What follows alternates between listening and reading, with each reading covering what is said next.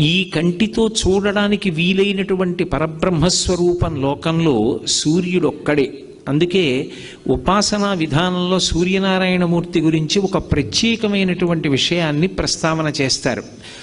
సాధారణంగా మనం పూజ చేసేటప్పుడు మనసు నిలబడడానికి ఎదురుగుండా ఏదో ఒక మూర్తిని ఉంచుకుంటాం.